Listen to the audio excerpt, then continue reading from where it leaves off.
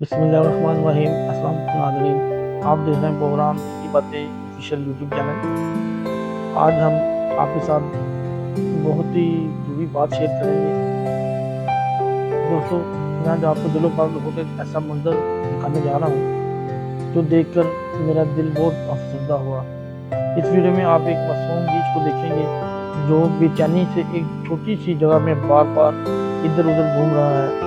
इसका पिंजरा सिर्फ चंद फुट का है और जबकि रीछ एक जंगली जानवर है। इसे वसी खुली जगह, दर्द, पानी और कुदरती माहौल की जरूरत होती है। और आप ये देख रहे हैं वीडियो में कैसे वो सिर्फ मट्टी में कैसे गंदा भी हुआ है मट्टी के कीचड़ के साथ। तो ना उसके लिए पानी है वहाँ पर, ना घास है, किसी किस्म का चीज नहीं है। और दूसरा एक और चीज जो मैंने महसूस की कि हमें ये इसकी एक आंख भी जो है ना वो ठीक नहीं लग रही, जैसे इसकी एक आंख भी जो है ज़ाया हो चुकी है।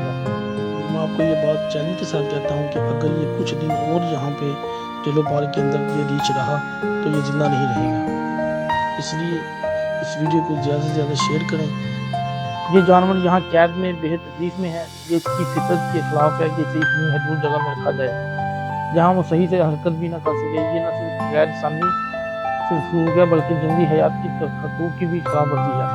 हम हुकूमत पंजाब, दिलो पार्क की कामियों और तमाम मुतल्लिका काम से अपील करते हैं तो इस रीच के लिए बेहतर हुकूमती माहौल फराहम करें या इसे किसी ऐसे सेंचुरी पनाहगाह में मुंतकिल करें जहाँ वो आज़ादाना ज़िंदगी गुजार सके।